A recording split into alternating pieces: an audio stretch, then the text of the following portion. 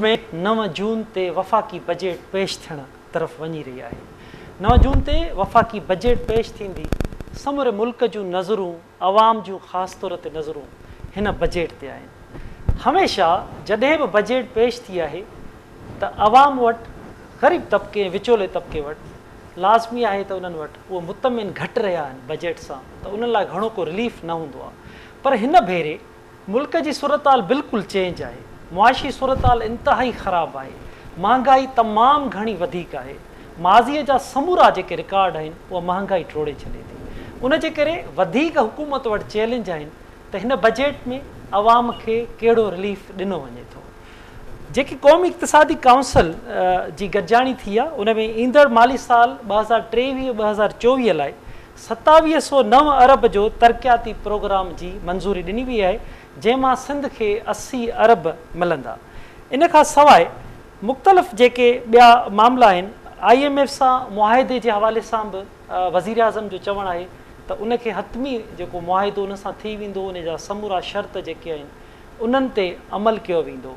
इन समूरी सूरताल में जॾहिं बजेट अची रही आहे, उन में माण्हुनि जा सवाल आहिनि। असां अॼु उन अहम इशू ते ॻाल्हि ॿोल कंदासीं त छा बिजली जा अघु, गैस जा अघु, पेट्रोल जा अघु, खाद खुराक जा जेके अघु आहिनि उन्हनि में केतिरी घटिताई ईंदी, सेल्स टैक्स जी छा सूरताल बीहंदी, किथे माण्हुनि खे केतिरो, विचोले तबिके ऐं ग़रीब तबिके खे केतिरो रिलीफ मिलंदो, इम्पोर्टेड जेके शयूं आहिनि उन जे अघनि जो छा थींदो, मोबाइल फ़ोन्स जो छा थींदो। इन समूरे जेकी सूरताल आहे, इन अहम इशूअ ते असां ॻाल्हि ॿोल कंदासीं। असांखे कराची स्टूडियो में ज्वाइन कियो आहे मुआशी माहिर आहिनि अतीक रहमान साहब। अतीक साहब, आपको वेलकम कहते हैं। अतीक साहब हमेशह असांखे इन अहम इशूअ ते टाइम बि ॾींदो आहे ऐं पंहिंजो अहम तज़ियो बि असांखे ॾींदो आहे, जंहिंमां असांखे ख़बर पवंदी आहे त मुल्क जी मुआशी सूरताल कहिड़े तरफ़ वञी रही आहे। नवेद अहमद शेख साहब, डॉक्टर साहब असांखे ज्वाइन कियो आहे कराची स्टूडियो में। पाण मुआशी माहिर आहिनि, प्रोफेसर आहिनि इकोनॉमिक्स जा। इन खां अलावा डॉक्टर रहीम बख़्श सुमरो साहब बि असांखे ज्वाइन कियो आहे। डॉक्टर रहीम बख़्श सुमरो साहब मुआशी माहिर आहिनि। ऐं इन खां अलावा ज़ुबैर अहमद सुमरो साहब असांखे ज्वाइन कियो आहे। मुलाज़िमनि जा अॻुवान आहिनि, NICL जी CBA यूनियन पाकिस्तान जा सदर आहिनि। तव्हां सभिनी खे वेलकम थो चइजे। ॻाल्हि ॿोल जी शुरुआत अतीक साहब हम आपसे करते हैं। आप क्या देख रहे हैं, 9 तारीख को बजट आ रहा है, वफाकी बजट। हम सब की नज़रें कारोबारी लोगों की, आम लोगों की, पॉलिटिशियंस की, सब की बजट के ऊपर है। क्या आप समझते हैं कितना रिलीफ इस बजट में आएगा या आना चाहिए? बहुत शुक्रिया सबसे पहले तो KTN का और फिर आपका असलम कि आपने मुझे मौका दिया एक दफ़ा फिर बोलने का यहाँ पर। सूरत हाल ये है कि हम देख रहे हैं कि जब भी बजट आता है तो एक ऐसी सूरत हाल पैदा होती है, जैसे कि अभी हम डिस्कस भी कर रहे थे, जैसे कोई बड़ी चैलेंजिंग सिचुएशन है। हालांकि ऐसी कोई चैलेंजिंग सिचुएशन नहीं होती। बजट अमेरिका में भी आता है और बरतानिया में भी आता है और पाकिस्तान में भी आता है, और सूबों के बजट भी आते हैं और वफाक का बजट भी आता है। आज हम वफाक के बजट पे बात कर रहे हैं। देखिए सूरत हाल ये है कि मेरे जहन में सिर्फ एक सवाल है, और वो सवाल ये है जो बुनियाद है हमारी परेशानियों की, वो है बिजली का बिल। ठीक है, इस टैरिफ को किस तरह से कम किया जा सकता है? क्या ये बजट कोई ऐसा रिलीफ देगा जिसमें एक आम आदमी को, सिसकती हुई इंडस्ट्री को, कारोबार को, दुकानदार को, छोटे बड़े ताजिर को, SME को और तमाम लोगों को उस बिजली के बिल से थोड़ी सी निजात मिल जाए? लेकिन ऐसा होता कुछ नज़र नहीं आ रहा, क्योंकि हम देख रहे हैं कि सबसे बड़ा प्रॉब्लम जो हमारी इकनॉमी का है ना, वो हमारे इलेक्ट्रिसिटी है। हमारे इलेक्ट्रिसिटी में जितनी प्रॉब्लम्स आती हैं, जितने एक्सपेंसेस क्रिएट होते हैं, जितनी ज़्यादा उनकी गड़बड़े हैं, उन तमाम को लेकर अगर हम देखते हैं तो वो आवाम भुगत रहे होते हैं। हर किस्म का बिल के पीछे आप पढ़ लीजिए, हर किस्म का टैक्स उनको लगा होता है। तो क्या अगर इस बजट में अगर टैक्स रिलीफ मिल सकता है, तो मैं समझता हूँ सबसे बड़ा साई ऑफ रिलीफ होगा वो बिजली का बिल होगा, जिसमें कोई ना कोई रेट्स को, टैरिफ्स को कम किया जाए। सूरत हाल ये है कि आप देखें जब भी हमारे यहाँ बजट आते हैं वो बजट हमेशा डेफिसिट बजट्स होते हैं। अब वो डेफिसिट बजट्स पूरे कैसे किए जाते हैं, डॉक्टर साहब ज़्यादा अच्छे से बताएंगे बाद में, कि हम लोग बोरो करते हैं, कर्ज लेकर उसका डेफिसिट पूरा करते हैं, या अब एक नई सूरत हाल हमने पैदा कर दी है कि उसमें एक एडिशन ये कर दिया है कि हम ये देख रहे हैं कि हमारे जो रेमिटेंसेज आते हैं उसके थ्रू उस बजट के डेफिसिट को पूरा करने की। ये एक मेरे ख्याल एक अच्छी सूरत हाल नहीं है। बोरो करते करते करते आज मैं देख रहा था अभी फिगर्स पे हम कहाँ पहुँचे कि हमारा जो डोमेस्टिक डेट है वो 36.55 trillion rupees. My God, just look at the amount. इसके अलावा हम देख रहे हैं कि हमारा फॉरेन डेट जो है वो 22 ट्रिलियन पे पहुंच गया, रुपीस 22 ट्रिलियन पे। इस सब को इकट्ठा किया जाए तो ये एक बहुत बड़ा फिगर बन जाता है जिसको बोलने की हिम्मत भी मेरे अंदर नहीं होती। तो ये अगर हम डेट ले लेके और हम अपने बजट के डेफिसिट्स को पूरा करें तो ये एक अच्छी सूरत हाल नहीं है। सूरत हाल अच्छी क्या है कि हम अपने एक्सपोर्ट्स को किसी तरह बढ़ाएं, लेकिन फिर वही बात आती है कि हम कंपटीशन से बाहर निकल गए। पिछले दिनों यूरोप खुल गया, उसके ऑर्डर्स आ गए, तो हमारा $5 बिलियन का ऑर्डर तो बांग्लादेश ही ले गया। और जो डिफ़ॉल्ट कंट्री जो श्रीलंका, जिसका नाम लेते हैं बार बार, $1.5 बिलियन का तो वो ले गया हमारा। तो बात सारी है कि हम एक्सपोर्ट्स के कंपटीशन से बाहर निकल गए। अब हमारा, और उसका मेन रीज़न जिससे मैंने स्टार्ट लिया वो है आपका बड़ा इलेक्ट्रिक का टैरिफ। RCET होता था जो रिलीफ देता था हमारी इंडस्ट्रीज़ को, जिससे इंडस्ट्रियाँ चलती थी, ज़ीरो रेटेड होता था 5 इंडस्ट्रीज़ पे, तो हम एक्सपोर्ट के कंपटीशन पे जाते थे। हमें $40 बिलियन का टारगेट अचीव करना इतना मुश्किल हो गया कि हम -$25 बिलियन पे चले गए। अब ये सारा कुछ पूरा करने के लिए इस बजट में मेरी एम्फेसिस सिर्फ एक है कि किसी तरह आवाम को, इंडस्ट्रीज़ को, ग्रोथ को, इकोनॉमिक की, बिजनेस को आप इलेक्ट्रिसिटी के टैरिफ में कोई ना कोई रिलीफ फ्राहम करें। बिल्कुल डॉक्टर साहब, सही आप कह रहे हैं अतीक साहब। डॉक्टर नवेद साहब, अतीक साहब जी तव्हां ॻाल्हि ॿोल ॿुधी, ख़ासि तौर ते बिजलीअ जे हवाले सां उन्हनि ॻाल्हि ॿोल कई, पर ही जेके शयूं अचनि पियूं त वफ़ाक़ी हुकूमत पब्लिक सेक्टर डेवलपमेंट प्रोग्राम में 1150 अरब ख़र्च कंदी, सूबा 1559 अरब ख़र्च कंदा। 8 वॻे कारोबार बंदि करण जो फ़ैसिलो थियो आहे त जीअं एनर्जी बचाए सघिजे। छा था सम्झो तव्हां बि हिन खे ॾिसो पिया, हिन बजट खे केतिरो रिलीफ ॾिसो पिया त हुकूमत हिन ख़तरनाक मुआशी सूरताल में आवाम खे ॾेई सघंदी? महिरबानी असलम साहब, इन बजट खे सम्झण जे लाइ असांखे कुझु शयुनि जो एक्स्ट्रा जाइज़ो वठिणो पवंदो। सभ खां पहिरियां त बजट बेसिकली खातो हूंदो आहे, जीअं अतीक साहब चयो त बेसिकली बजट का एॾी वॾी ॻाल्हि कान्हे। बजट हर मुल्क में पेश थींदी आहे ऐं फेडरल लेवल ते बि पेश थींदी आहे ऐं सूबाई लेवल ते, स्टेट लेवल ते बि पेश थींदी आहे। पाकिस्तान में उनखे सेलिब्रेट कयो वेंदो आहे ऐं उहो सेलिब्रेट इन जे करे कयो वेंदो आहे त अवाम रिलीफ एक्सपेक्ट कंदी आहे। अवाम खे लॻंदो आहे त बजट में गवर्नमेंट या उन्हनि जा चूंडियल नुमाइंदा जेके आहिनि उहे लाज़मी तौर ते कुझु न कुझु अहिड़ो खणी ईंदा जंहिंसां उन्हनि जो अॻियों साल जेको आहे बहितर गुज़रंदो।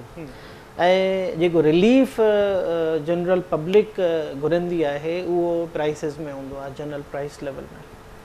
हिन दफ़े जेका बजट पेश कई थी वञे उहो तक़रीबन 16,600 अरब रुपयनि जी बजट आहे, पर अलमियो इहो आहे त इन 16,600 अरब रुपयनि मां अधु खां वधीक त कर्ज़ जे डेट सर्विसिंग जेके चवंदा आहियूं असां, उन में हलिया वेंदा। माना 50% तव्हांजो जेको व्याज जी पेमेंट आहे उहा थींदी, पोइ उहा इंटरनेशनल डेट ते हुजे या लोकल डेट ते हुजे।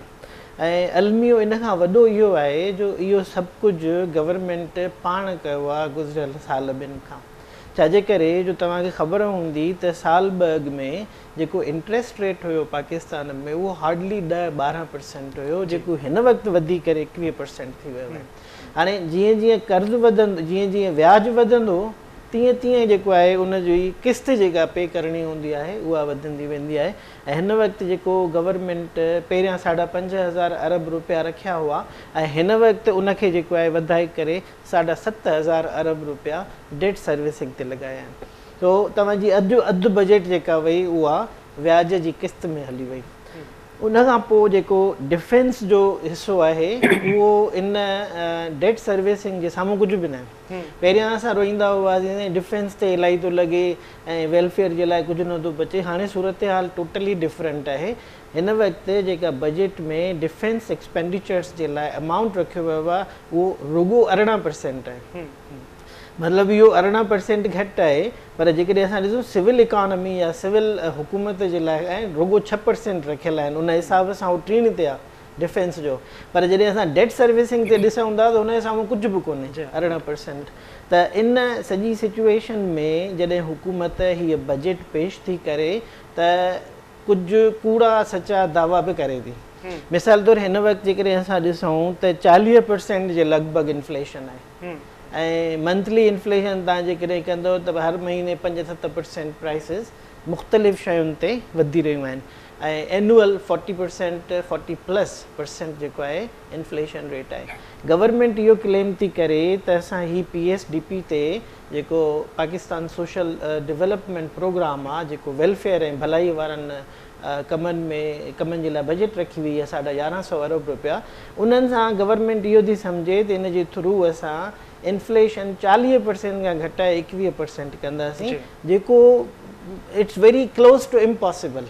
मुमकिन कोन्हे इहो, छाजे करे जो पेट्रोल जी प्राइस ते असां कोई रिलीफ हिन वक़्त ताईं न ॾेई सघिया आहियूं ऐं उहो IMF जे कंडीशन्स मां आहे।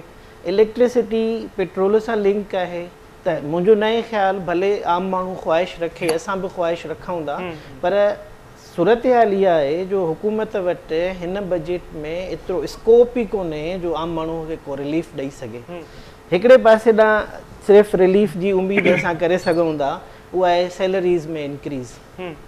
उसूलनि ॾिसिजे इहो त रियल सेंस में असांजी सैलरीज़ त घटि थियूं आहिनि। डॉलर जे हिसाब सां जेकॾहिं असां पंहिंजूं सैलरीज़ मुयसरु कयूं या असां गोल्ड जे हिसाब सां मुयसरु कयूं या इवन 40% इन्फ्लेशन रेट माइनस कयूं सैलरीज़ मां, त एक्चुअली असांजूं सैलरीज़ त घटि थियूं आहिनि। हिन दफ़े जेको प्रपोज़ कयो थो वञे 20 खां 25% सैलरी राइज़ एक्सपेक्ट कयो थो वञे ऐं पेंशन्स 15 to 20%। इन सॼी सूरत हाल सां इन्फ्लेशन खे 40% खां 21% ते आणणु इट्स नियरली इम्पॉसिबल। बिल्कुलु इहो थी नथो सघे जेसिताईं असां पंहिंजी इकोनॉमी जो बेस न वधाईंदासीं, एक्सपोर्ट सेक्टर खे स्ट्रेंथन न कंदासीं, जेको असांजो एग्रो इंडस्ट्रियल बेस आहे उनखे असां स्ट्रेंथन न कंदासीं, तेसिताईं असांजी इकोनॉमी रिकवरी कोन थी थी। बिल्कुलु डॉक्टर साहब तव्हां ठीकु था चओ। सिर्फ एक लाइन ऐड करना चाहूँगा, डॉक्टर साहब ने बड़ी अच्छी बातें की और फिगर्स के साथ हमें बताया। मैं आपको सिर्फ इतना बताना चाह रहा हूँ कि गवर्नमेंट की जो बोरिंग का एवरेज चला ना 41 बिलियन रुपीस पर डे चल रहा है। 41। अब आप बात को आगे बढ़ा के देख लें कि कितना इंपॉर्टेंट है कि विदाउट डेट आपको बजट पेश करना है। बिल्कुलु बिल्कुलु अतीक साहब। रहीम बख्श साहब तव्हां ॿुधी रहिया आहियो नवेद साहब जी ऐं अतीक साहब जी ॻाल्हि ॿोल। रूसी तेल जे हवाले सां तव्हां ॼाण रखंदा हूंदव त उहो तेल बि न पहुची सघियो आहे, IMF जा शर्त बि मौजूदु आहिनि। तव्हां खां मालूम कंदुमि त हीउ जेको असांजो आम माण्हू आहे, आम माण्हूअ जे मथां जेके बोझ आहिनि, हिन हुकूमती बजट में आम माण्हू भला कुझु साह खणी सघंदो? मुंहिंजे ख़्याल में जीअं ही बजट हलंदो जेको 9 तारीख़ ते जून ते पेश थींदो, ही बजट बि जेको जेके अॻु में बजट थी विया आहिनि पाकिस्तानी तारीख़ में को ख़ासि फ़र्क़ु कोन ईंदो। जीअं डॉक्टर नवीद काफ़ी बहितर हवाले खां हिनखे ॿुधायो त 1600 बिलियन रुपीज़ जो जेको बजट आहे उन में तक़रीबन जेको आहे 45% तव्हांजा लोन आहिनि। हाणे 45% तव्हांजा लोन हलिया विया त उन खां पोइ तव्हांजे वटि बचो छा जो तव्हां ॾेई सघंदव। ऐं हिन वक़्तु जेको असां जेको सैलरी इंक्रीज़ कनि था उहा जेको आहे उहो 20% आहे, सैलरी 15% हुआ। हालांकि तव्हांजो जेको इन्फ्लेशन आहे महांगाई जे रेट उहो तक़रीबन 40% आहे। त घटि में घटि 50% सैलरी वधे त पंहिंजे पघार ताईं वधे, इन मक़सदु 10% तव्हांजी पघार वधी ऐं 40% जेको आहे उहो तव्हांजो इन्फ्लेशन जो कवर मिली वियो। सो इन हवाले खां मूंखे को अहिड़ो को ख़ासि कोन्हे त हिन बजट में को आम माण्हू लाइ को रिलीफ पैदा थींदो, छो जो जेके बि हिन वक़्तु जेके प्रोपोज़ अंग अखर आहिनि उन में कंहिं बि हवाले खां को रिलीफ हिन में कोन ॾिनो वियो आहे। मिसाल तव्हां ॾिसो बिजली जा अघु उहे साॻा ई वधियल आहिनि, पेट्रोल जा अघु उहे साॻा ई वधियल आहिनि। उन खां पोइ जेको आहे रहंदो हिन में जेको बजट में ॿुधूं था त जेका तव्हांजी मिनी बजट आई हुई उन में जंहिंमें 15 खां वधाए करे 18% GST कयो वियो हुयो, उहो ई साॻियो GST रखी रहिया आहिनि। उन खां पोइ इहो बि ॿुधण में अचे थो त लेवीज़ जेका टैक्स आहे 60 रुपए उहा बि ही ॿीहर बहाल कंदा ऐं अॻिते हली करे इहा बि पेट्रोल जे अघनि में शामिलु करे आम माण्हू खां वठंदा। हाणे जीअं तव्हां पेट्रोल जा अघ जीअं वधंदा त उनजे करे ही जेको आहे आम भाभी जेके शयूं आहिनि उन जा बि रेट वधी वेंदा आहिनि। सो इन हवाले खां मुंहिंजे ख़्याल में को ख़ासि फ़र्क़ु कोन पवंदो यानी आम माण्हू जी ज़िंदगी ते त उनखे को हिन बजट में को रिलीफ मिली वञे। हालांकि ही बजट तमामु घणो अहम आहे जेका हिन वक़्तु वफ़ाक़ी हुकूमत आहे, छो जो ही साल इलेक्शन जो साल बि आहे ऐं इन खां अलावा जेका पोइ जेका हुकूमत हुई जंहिं तरीक़े सां उन बजट यानी महांगाई वधाई त कोशिशि उमेद इहा कई पई वञे कि हिन हुकूमत मां बि असांखे काफ़ी रिलीफ मिलंदो, पर जेके हिन वक़्तु जेके अंग ख़र्च जे साम्हूं आया आहिनि बजट जा, त मुंहिंजे ख़्याल में इन में को बि अहिड़ो को रिलीफ असांखे नज़र कोन थो अचे आम माण्हू जे लाइ।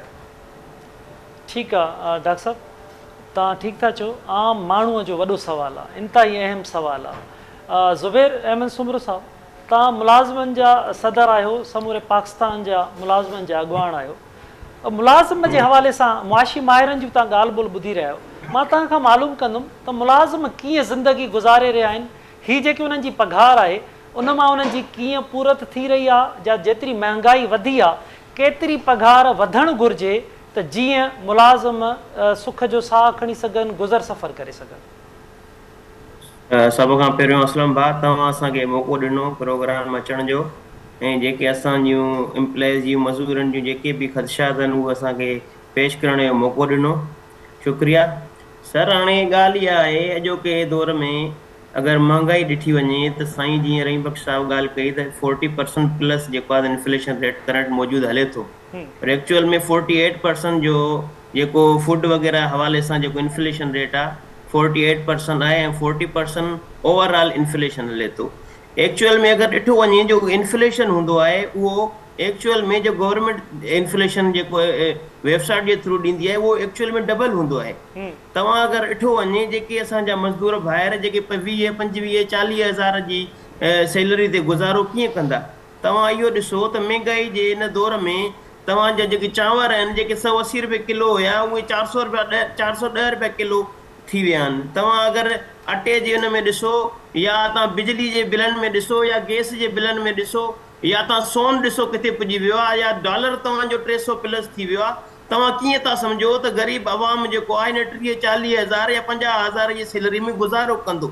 असांजो अगरि तव्हां तजियो वठंदो त असां तव्हांखे इहो चवंदा त असां तव्हांजे प्रोग्राम जे थ्रू पंहिंजी हुकूमत पाकिस्तान खे इहो अर्ज़ु कंदासीं त असांजे आवाम जे मथां रहम कयो वञे, घटि में घटि 100% जेके लोअर स्टाफ जे एम्प्लॉइज़ आहिनि उन्हनि खे सैलरी वधाई वञे त हू पंहिंजो गुज़र सफ़र करे सघनि। इन 100% जी सैलरी वधाइण सां त इन्फ्लेशन खे असां मीट बि न करे सघंदासीं, छो त 30-40 हज़ार वारे अगरि 100% वधाईंदव त 70-80 हज़ार रुपया सैलरी थी वेंदी। त तव्हां 70 इन दौर में तव्हां ॿुधायो असांजो मौजूदा जो सदर पाकिस्तान आहे उहो चए थो 8 लख रुपया सैलरी में मुंहिंजो गुज़ारो नथो थिए। तव्हांजे मुल्क जो वज़ीर आज़म चए थो त हिन सैलरी मुंहिंजे लखे रुपया हुननि जी सैलरी आहे त हिन में असांजो गुज़ारो नथो थिए। तव्हां इहो कीअं था सम्झो त इन 30-40 हज़ार जी सैलरी में अगरि तव्हां हुन में 40-50 हज़ार सैलरी वधायो त तव्हां छा था सम्झो त तव्हां 80-90 हज़ार सैलरी में इन ग़रीब आवाम जो गुज़ारो थींदो?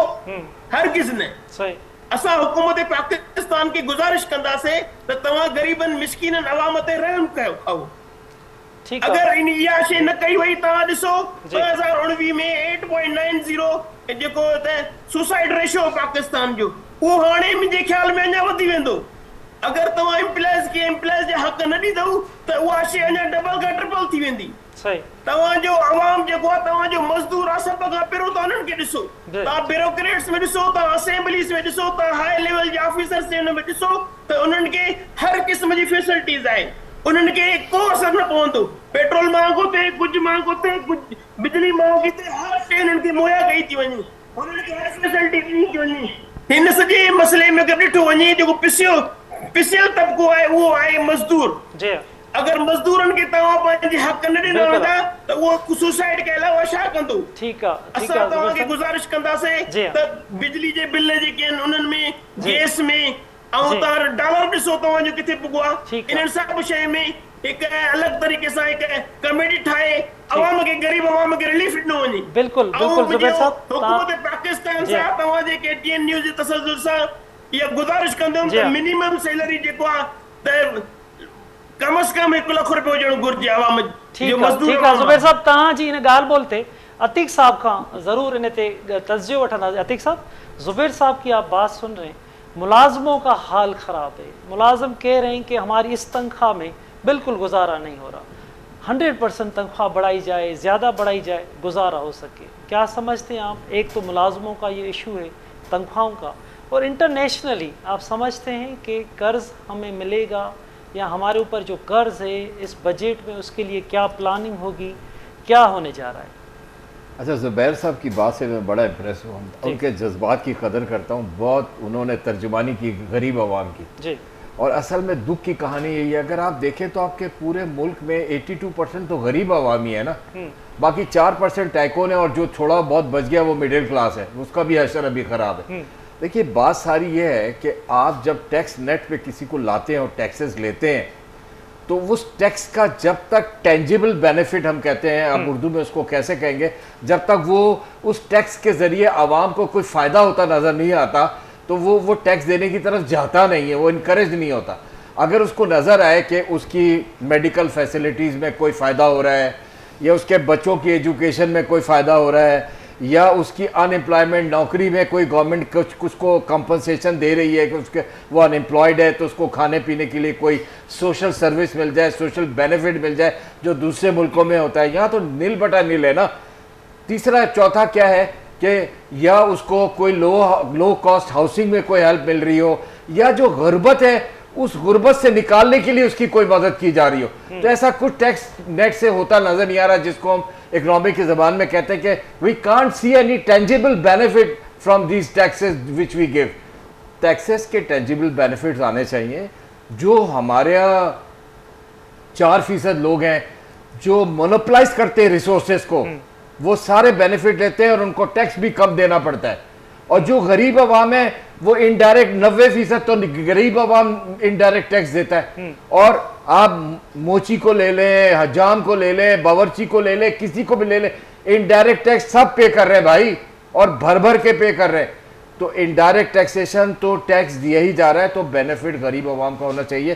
اس میں سب سے بڑا بینیفٹ یہی ہے کہ سیلری بڑھائے نہ بڑھائے وہ ایک الگ بات ہے, لیکن سیلری جہاں خرچ ہوتی ہے اس کا انتظام کریں. یعنی غریب آدمی کا یہ حال ہے کہ بجلی کا بل اتنا آتا ہے کہ وہ بل پے کرنے کے بعد اس کے پاس کچھ بچتا نہیں ہے کہ وہ اپنی زندگی کے دوسرے اخراجات کے, تو کوئی نہ کوئی ریلیف آنا چاہیے. اور دیکھیے پھر میں گھوم پھر کے اسی بات پہ آؤں گا, ریلیف بجٹ میں تبھی ملے گا جب آپ اپنے انرجی کے پرائسز کو, اپنے الیکٹرک کے ٹیرف کو کسی نہ کسی طرح کم کریں گے, اور کوئی نہ کوئی کمپنسیشن دیں گے جس کا بینیفٹ نہ صرف یہ کہ انڈسٹریز کو ہوگا, بزنس کمیونٹی کو ہوگا, بلکہ غریب عوام کو بھی ہوگا. بالکل عتیق صاحب, ریلیف غریب آدمی کو ضرور ملنا چاہیے. ناظرین اسدا گڈ رہے سر, اس پہ آپ ضرور بات جی. ویلکم بیک ناظرین. انتہائی اہم ایشو بجٹ تے اساں ॻाल्हि ॿोल करे रहियासीं. मुल्क जी मुआशी सूरताल ऐं हिन वक़्तु जेकी बजट अचे थी उन में उन जो हल छा निकिरी रहियो आहे. नवेद शेख साहब तव्हां ॾे ईंदासीं त हिन सूरताल में जॾहिं असीं ॿोॾ ते अगरि हीअं वरी ॿोॾुनि जा सीज़न शुरू पिया थियनि त जेकी माज़ी में तबाहियूं आयूं, छा था सम्झो हिन बजट में उन ॿोॾ मुतासिरनि इलाइक़नि लाइ बि को रिलीफ तव्हांखे नज़र अचे थो? साईं असलम साहब, असल में ॻाल्हि इहा आहे त हिन बजट में या ओवरऑल जेकॾहिं असां बजट्स आहिनि, को वरले अहिड़ी पॉलिसी हूंदी आहे जंहिंमें जेको बुनियादी नुक़्तो खयो वेंदो आहे उहो हूंदो आहे आम माण्हूअ जी वेलफेयर, आम माण्हूअ जी भलाई. सो सिर्फ़ु अंग नखरनि सां जेकॾहिं अवाम खे लॉलीपॉप ॾेई करे राज़ी कयो वञे त उहो कॾहिं बि न थींदो, मुमकिन ई कोन्हे. हिन वक़्तु जेकॾहिं असां पहिरियां बि अंग नखरनि खे साम्हूं रखियोसीं ऐं ओवरऑल बजट ॾिठीसीं ऐं उनखां पोइ उनजो परसेंटेज शेयर कहिड़नि कहिड़नि पासनि ॾे वञे थो उहो बि ॾिठोसीं, त उन हिसाब सां 1150 जेके अरब रुपया आहिनि जेके पाकिस्तान सोशल डेवलपमेंट प्रोग्राम जे लाइ रखिया विया आहिनि. बेसिकली जेका ॿोॾ मुतासिर इलाइक़ा आहिनि असल में उहे बि इन ई प्रोग्राम जे तहत सपोर्ट कई करे सघिजे थी उन्हनि जी. पर PSDP जी हिन वक़्तु ताईं अञा काई डिटेल असांजे साम्हूं कोन आई आहे. उन डिटेल अचण खां पोइ असां चई सघंदासीं. पर जेको हीउ अंग ॾिसूं था 1150, त मुंहिंजो ख़्यालु आहे त ॿोॾ मुतासिर इलाइक़नि जे लाइ कोई बि रिलीफ जो इंतज़ाम न कयल आहे हिन बजट में. सिर्फ़ु जेका कैश सपोर्ट ॾिनी थी वञे आम माण्हुनि खे बेनज़ीर इनकम सपोर्ट प्रोग्राम जे थ्रू, लॻे थो उन्हनि खे परमनेंट कयो वियो आहे. सुधरियल मुल्कनि में तव्हां वेंदा जॾहिं त कैश सपोर्ट टेम्पररी हूंदी आहे. असल में माण्हुनि खे पैसनि ते या कैश ते न हिराइबो आहे, माण्हुनि खे इकॉनमी में उन्हनि जो ड्यू शेयर ॾिबो आहे। इकॉनमी जी साइज़ हिन वक़्तु एतिरी घटि थी वई आहे, एतिरी सोढ़ी ऐं सुकड़ी वई आहे असांजी इकॉनमी, जो उन में 23 करोड़ अवाम जे लाइ रिलीफ कोन्हे, इन जे करे ई कैश सपोर्ट ॾिनी वेंदी आहे। And that is never enough for these poor people. सवाल इहो आहे त जेकॾहिं सिर्फ़ु कैश जे बुनियाद ते ई असां सोशल सिक्योरिटी जो नेट रखंदासीं त उहो कॾहिं बि असांजी न पॉवर्टी खे सपोर्ट कंदो, न ई वरी असांजी जेको आहे रूरल इकॉनमी खे सपोर्ट कंदो। जेसि ताईं ग्रोथ रेट इकॉनमी जो नथो वधे, मिसाल तौरु हिकिड़ो माण्हू कंहिं ॻोठ में वेठो आहे त उनखे गवर्नमेंट पैसा छो ॾे, government should not pay money directly to them, सिर्फ़ु जेको आहे हुनखे प्रॉपर जॉब, प्रॉपर वेजिस ऐं फूड इन्फ्लेशन खां बचाए।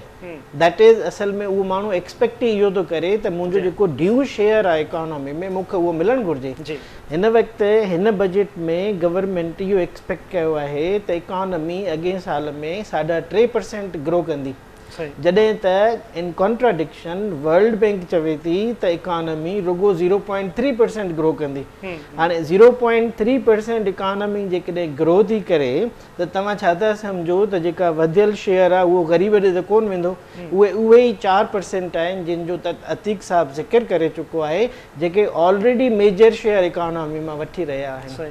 सो असांखे इंतज़ारु कबो, अञा इंतज़ारु कंदासीं PSDP जो त हिन जो ब्रेकअप अचे ऐं मूंखे ख़बर पवे त PSDP जे अंडर में कहिड़ा कहिड़ा प्लान्स आहिनि, ट्रांसपोर्ट जो कहिड़ो प्लान आहे, रोड नेटवर्क जो कहिड़ो प्लान आहे, रिहेबिलिटेशन जो कहिड़ो प्लान आहे, एग्रीकल्चर सेक्टर ऐं रूरल डेवलपमेंट जहिड़ा कहिड़ो प्लान आहे, उन खां पोइ ई असां हिन ते कमेंट करे सघूं। बिल्कुलु बिल्कुलु।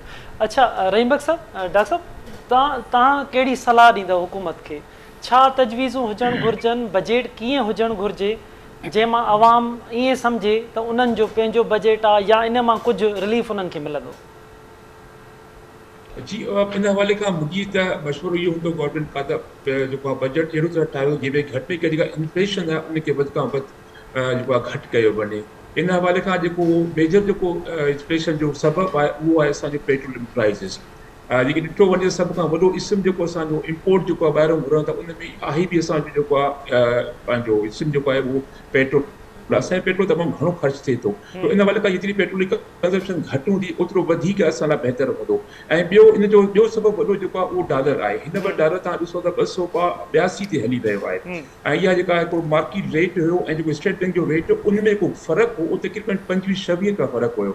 ऐं हुकूमत हिकु नंढे क़दम जे ज़रिए सां जेको इहो चयो त भई जेका बि हाणे क्रेडिट कार्ड जी पेमेंट थींदी उहा थ्रू तव्हांजे डॉलर जे ज़रिए सां थींदी, त ॾिसो तव्हां केॾो डॉलर जी क़ीमत किरी पई आहे ओपन मार्केट, तक़रीबन 20 खां 25 रुपयनि जो वॾो तमामु वॾो फ़र्क़ु अची वियो।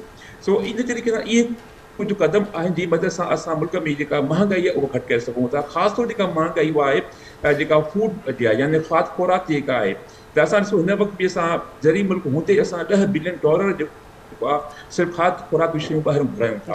सो इहो तमामु वॾी जेको आहे असां लाइ परेशानी जी ॻाल्हि आहे त बहसियत जेको आहे ज़री मुल्क हूंदे करे असां ॿाहिरों शयूं घुरायूं, जेतिरियूं था शयूं ॿाहिरों घुरायूं त ओतिरो ज़ाहिर असांजो डॉलर महांगो आहे।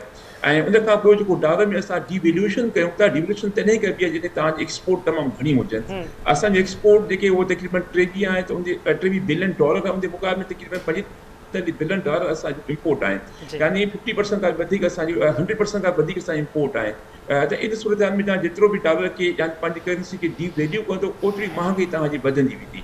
तो इन करे इहे 2-3 शयूं लाज़मी आहिनि। इन खां सभ खां अहम तरीन जेका शइ मां सम्झां थो, जेका सभिनी जी जेको आहे अहम तरीन हल उहो आहे गुड गवर्नेंस।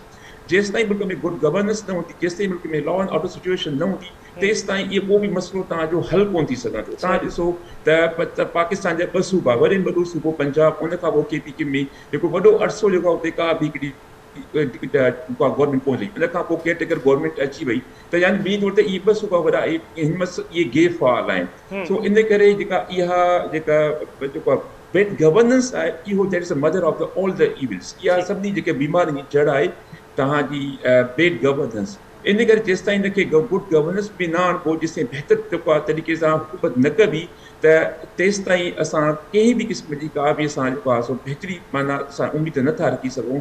सो बजट हुजे या को बि रिलीफ तव्हां ॾियणु चाहियो था, इहो डायरेक्टली जेको तव्हांजो लॻा पियल आहे तव्हांजी गुड गवर्नेंस सां। गुड गवर्नेंस बहितर हूंदी तव्हांजी त नतीजे में तव्हां वटि ॿाहिरी जेको FDI यानी फॉरेन डायरेक्ट इन्वेस्टमेंट बि तव्हां वटि ईंदी, माण्हू तव्हांजे मथां ट्रस्ट कंदा। ऐं जॾहिं फॉरेन डायरेक्ट इन्वेस्टमेंट ईंदी त ज़ाहिर आहे हिते उन सां अपॉर्चुनिटी निकिरंदियूं, एम्प्लॉयमेंट जूं, माण्हुनि खे बहितर शयूं मिलंदियूं। ऐं उन खां गॾोगॾु जेको आहे असांजी जेका एक्सपोर्ट आहे त इहा एक्सपोर्ट बि इन ज़रिए सां वधंदी।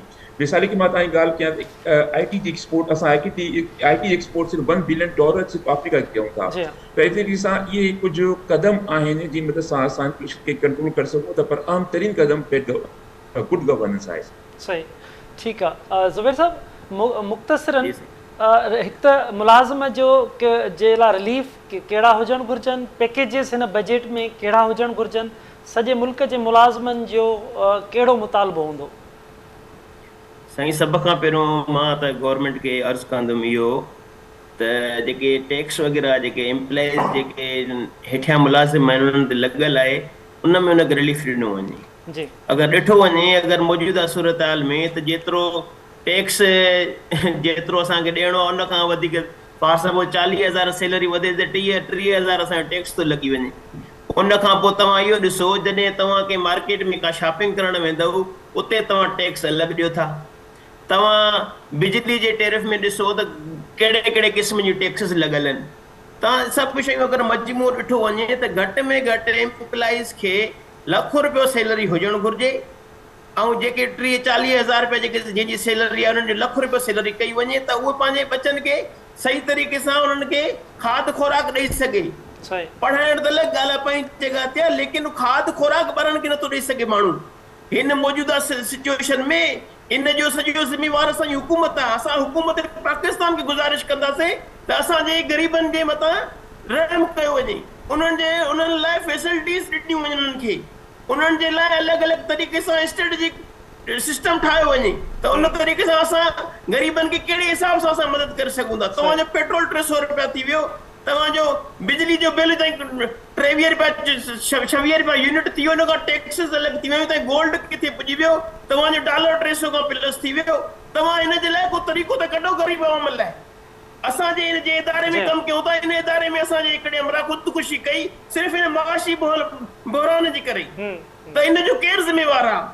अगरि को बि कंहिं बि रियासत में को बि इंसान अगरि ख़ुदकुशी करे थो त उन जी ज़िम्मेवार हुकूमत पाक उहा हुकूमत हूंदी आहे, उहा रियासत हूंदी आहे। त उन ख़ुदकुशी जे रेशो खे ख़तमु करण लाइ अवाम जे मथां रहम कयो वञे, उन्हनि लाइ सुठे नमूने सां सही तरीक़े सां स्ट्रेटेजिक पोजीशन ठाही वञे, उन्हनि खे सही तरीक़े सां उन वेजेस कया वञनि। 20-25-40,000 में छा थो थिए अॼोके दौर में? बिल्कुलु ज़ुबैर साहब, अवाम लाइ ठीकु था चओ, अवाम लाइ कुझु कयो वञे त जीअं हे ख़ुदकुशियूं थी वञनि, महांगाई आहे उन ते बि कंट्रोल थिए। अवाम मजबूरन लाज़मी आहे, बुख हूंदी त ख़ुदकुशियूं कनि था। अतीक साहब, लास्ट में आपसे इंडस्ट्रीज़ का बहुत बड़ा सवाल है, क्या समझते हैं इंडस्ट्रीज़ के जो मुलाजमीन हैं, जो मालकान हैं, वो क्या देख रहे हैं इस बजट में? देखिए, सूरत हाल ये है कि अगर आप अपने टारगेट्स को पूरा करना चाहते हैं, रेवेन्यू के टारगेट, तो लास्ट ईयर 6.2 ट्रिलियन का टारगेट था, मीट नहीं हो सका। अब इस साल उन्होंने इसको बिल्कुल जम करके 9.2 ट्रिलियन रुपीज़ कर दिए, which is massive, which is huge. अगर आप अपने टारगेट्स पूरा करना चाहते हैं तो इंडस्ट्रीज़ पे से और SMEs पे, छोटे बिजनेसेस पे आपको टैक्स रेट को कम करना होगा। यहाँ पे क्वालिटेटिव आपको रेवेन्यू आना शुरू हो जाएगा और क्वांटिटी में आना शुरू हो जाएगा। जब ये टैक्स रेट कम होगा, ऑटोमेटिकली लोग टैक्स नेट में आएंगे और टैक्स का जो ग्रोथ है वो ऑटोमेटिक होगी। इससे क्या होगा कि जहाँ SMEs फ़रोग़ पाएंगी वहाँ मुल्क की इकनॉमी फ़रोग़ पाएगी, और जब मुल्क की इकनॉमी फ़रोग़ पाएगी तो ऑटोमेटिकली आप एक ऐसे बिहेवियर पे आ जाएंगे जहाँ पर आप डेफिसिट बजट से बाहर निकल जाएंगे। जो मेरा मेन है कि डेफिसिट बजट, खुदा करे इस बार डेफिसिट बजट ना हो, हम बोरो करके पूरा न करें, अपने सोर्सेज से पूरा करें। तो अपने सोर्सेज से पूरा करने का एक ही तरीका है कि SMEs के टैक्स रेट को और इंडस्ट्रीज़ के टैक्स रेट को लोअर करें। और इसमें सबसे जो इम्पोर्टेंट बात है, जो मैं अपने पिछले प्रोग्राम में भी आपके साथ, कि कॉटेज इंडस्ट्री को फ़रोग़ दें। कॉटेज इंडस्ट्री अकेले ही आपको $10 बिलियन ला के दे सकती है। इट इज़ नॉट जो, ये आराम से हो जाएगा। بالکل عتیق صاحب، آپ نے انتہائی اہم بات کی، اپنی سورسز کو بڑھانا چاہیے. عتیق صاحب آپ کا بہت شکریہ، آپ نے KTN نیوز کو اور پروگرام میں آ کے وقت دیا. نوید شیخ صاحب تव्हां जी वॾी महिरबानी، زبیر صاحب، رحیم بھگ صاحب تव्हां सभिनी जी महिरबानी. नाज़रीन इंतहाई अहम ॻाल्हि ॿोल थी. बजट 9 जून ते वफ़ाक़ी अची रही आहे. मुल्क जी मुआशी सूरत हाल इंतहाई ख़राबु आहे. माण्हुनि जूं उमेदूं अञा बि वधीक आहिनि. हुकूमत लाइ चैलेंजिस बि आहिनि. माण्हुनि जा मुतालबा आहिनि. बिजली जा अघ हुजनि, पेट्रोल जा अघ हुजनि, रोज़गार ॾिनो वञे माण्हुनि खे. महांगाई तमामु घणी आहे. खाधे पीते जेकी शयूं आहिनि उन ते टैक्सिस आहिनि, उन्हनि ते ख़ात्मो आंदो वञे त जीअं ग़रीब माण्हू जेको आहे उनजो गुज़र सफ़र सही थी सघे. उनखां अलावा पघारूं जेके आहिनि उन में आम माण्हू, सरकारी मुलाज़िम हुजे, प्राइवेट मुलाज़िम हुजे, मज़दूर तबिको हुजे, उन्हनि जा ज़रिया मुआइश, उन्हनि जूं पघारूं वधाई वञनि त जीअं हेॾी वॾी महांगाई आहे उन में हू पंहिंजो गुज़र सफ़र करे सघनि. न त हीअ जेके दाहूं अची रहियूं आहिनि, को पंहिंजे बच्चनि जी पढ़ाईअ लाइ परेशान आहे, को घर जे किराए लाइ परेशान आहे, को खाधे पीते लाइ परेशान आहे. उहो तॾहिं मुमकिन थी सघे थो जॾहिं हुकूमत हिकु ज़बरदस्त बजट आणे जंहिंमें आवाम खे रिलीफ मिली सघे. व नवनि इशू सां गॾु ॿीहर गॾु हूंदासीं. तेसिताईं पंहिंजे मेज़बान असलम हैदर खे ॾींदा इजाज़त. अला भाई.